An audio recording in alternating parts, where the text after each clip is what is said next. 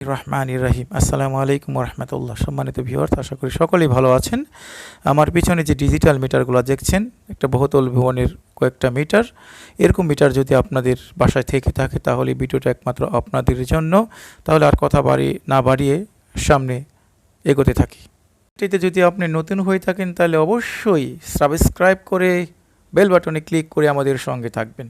অনেক গ্রাহকই আমাদের কাছে অভিযোগ নিয়ে আসেন, একটা মিটার যখন ছিল তখন যেই পরিমাণ বিল আসতো 2টা বা 3টা মিটার লাগানোর পরও কিন্তু এখন তার চেয়ে অনেক পরিমাণ বিল আসে।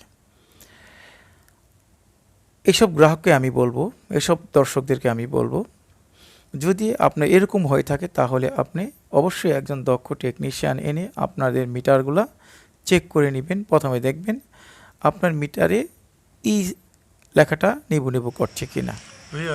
যদি ই লেখাটা টিপ করে তাহলে এখানে বলতে হবে যে আপনার অভ্যন্তরীণ ওয়ারিংয়ের সমস্যা আছে। তারপরে দেখবেন আপনার এই লেখাটা ওঠার 3টা কারণ হয়ে থাকে। 1 নম্বর কারণ হচ্ছে যদি আপনার নিউট্রালে অতিরিক্ত কোনো মিটারে নিউট্রাল সংযোগ হয়ে থাকে।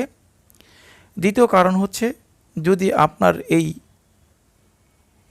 নিউট্রালের সাথে লোডের সাথে আর্থিংয়ের কোনো সংযোগ থাকে, অথবা আপনার লোডের নিউট্রালটা কাটা থাকে। এই 3টা ক্ষেত্রে আপনাদের এখানে এটা নিবু করবে। আপনারা দেখতে পাচ্ছেন মিটারে একটা স্যাম্পল টিপ করছে। আমি ইউটিউবে অনেক ভিডিও দেখেছি যারা বলতে থাকেন যে থাকলে বিল বেশি আসে। আসলে মোটেও কথাটা ঠিক নয়। কথা ঠিক নয় কেন? থাকলে বিল বেশি আসে এটাও একটা দিক, আর থাকলে বেশি আসে না এটাও আরেকটা কথা। এটা আমি আপনাকে প্রমাণসহ দেখাবো। এখন দেখুন, এখন দেখুন নিউট্রাল তারটা কিন্তু মিটারের সাথে সংযোগ নেই, লোডের সাথে সংযোগ নেই, কাটা। দেখুন এখানে কাটা টোটালি নেই। এখনও কিন্তু এখনও কিন্তু এটা নিবু করছে।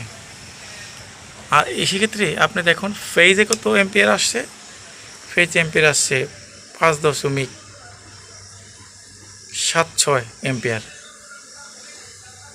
ভেরিফাই করছে, এখন বর্তমানে আছে 5.82 এম্পিয়ার। কিন্তু নিউট্রালে কোনো এম্পিয়ার নেই। নিউট্রাল দেখুন, নিউট্রাল লোড সোর্স আসছে, দেখুন সোর্সে দিলাম, নিউট্রাল এম্পিয়ার নেই বললেই চলে। শুধু সিটি যে মিটারটা চলছে সেই এম্পিয়ারটা এখানে শো করছে। ফেজে দেখুন 5.98 এম্পিয়ার বেড়ে দেওয়া যাচ্ছে, বা এখন 6 দেখাচ্ছে, শো করছে। এখন 6 এম্পিয়ার শো করছে। এখন দেখুন 6 এম্পিয়ার শো করছে, নিউট্রালে কোনো এম্পিয়ার নেই, তাও কিন্তু এটা নিবু করছে। মাধ্যমে বিষয়টা বোঝানোর চেষ্টা করব। 2টা চিত্রের মাধ্যমে আপনাদেরকে ডিজিটাল এবং অ্যানালগ মিটারের তফাৎটা আমি আপনাদেরকে বোঝাবো। প্রথম চিত্রটা আপনারা দেখতে পাচ্ছেন, এটা হচ্ছে ডিজিটাল মিটার, এটা হচ্ছে অ্যানালগ মিটার। তফাৎটা এটুকুই, ডিজিটাল মিটারে 2টা সিটি থাকে। এই সিটি দ্বারা কি পরিমাণ কারেন্ট যাচ্ছে তা নির্ণয় করা হয়। যখন আপনি ফেজটা ব্যবহার করবেন তখন মিটারে শো করবে আপনি কি পরিমাণ কারেন্ট ব্যবহার করছেন। শুধুমাত্র নিউট্রালটা ব্যবহার করবেন তখনও আপনার নির্ণয় করবে ওই কি পরিমাণ কারেন্ট আপনি ব্যবহার করছেন, সেই পরিমাণেই আপনার বিল হবে। অর্থাৎ দেখা যাচ্ছে নিউট্রাল এবং ফেজ আপনি যেটাই ব্যবহার করেন না কেন মিটারে কিন্তু বিল আসবে। যদি আপনি ফেজে চাইতে নিউট্রালটা